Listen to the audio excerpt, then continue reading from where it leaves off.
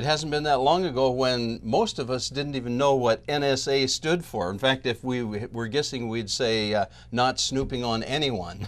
Or well, maybe the National Speakers Association, yeah, which is a legitimate organization. Sam Kephart knows a thing or two about security, and we've talked a little bit about secure email systems. And Sam, I think your assertion that there is a list is an accurate assertion.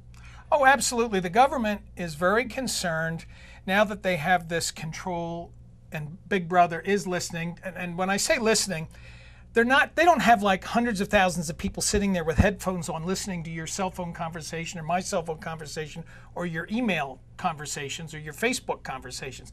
What they are doing is recording them.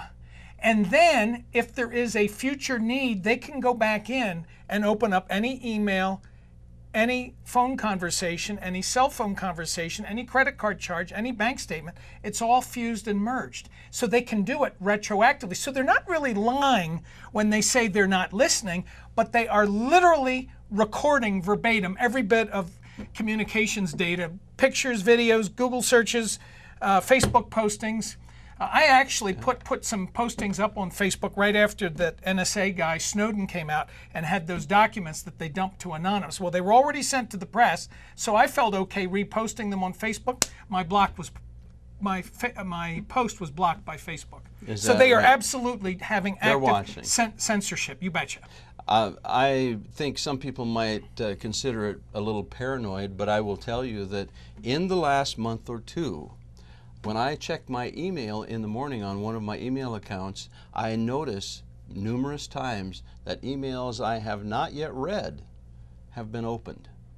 There is a pattern. I think we were just discussing it. There's a investigative journalist, a well-known one with CBS, and others, like the guy from Fox News that they've already admitted to.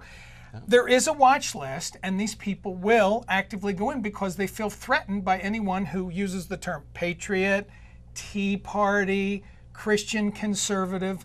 I don't fully understand what's on the other side. If I had to make a guess, folks, there's something bordering on, if it hasn't crossed over into the demonic area. That's my personal opinion. I'm not saying that's yours. This is seriously bad intrusion, demonic stuff that we're getting into here. And initially, Gordon, the FISA, the Foreign Intelligence Security Act, the Patriot Act, the National Defense Authorization Acts of the last couple of years, all these federal laws contain clauses that were intended in a limited way to put a fishing line out to do domestic and international spying on an individual who was accused of terrorism or a handful of people, whatever that group is, that were supporting them. Not 300 million folks. Yes. Now we've got the equivalent, instead of a fishing line, to a tuna purse seining net that's 3 miles long and picking up everything in the ocean and killing it all. And you know, it isn't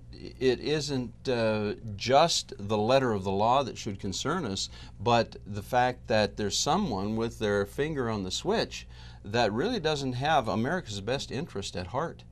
No, and here's what's concerning to me. It's one thing, you know, if you really could say, well, it's for national security purposes.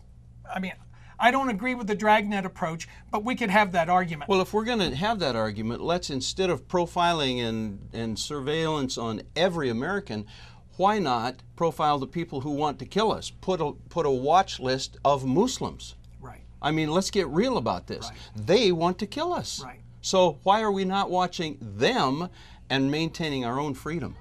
That's a very good question. That brings in the whole thing about attack on Christianity, and maybe we're going to be seeing that here soon. And it's a very serious problem. And my other concern, in the technology field, there is a thing called full use syndrome. And full use syndrome basically means once you've created a technology, this is pretty cool. How can we find other ways to use it? So I can see at some point that data, this huge recorded amount of data that the NSA has, what's to prevent it from being used by OSHA or the IRS or the Department of Labor or the SEC? Do you see what I'm saying?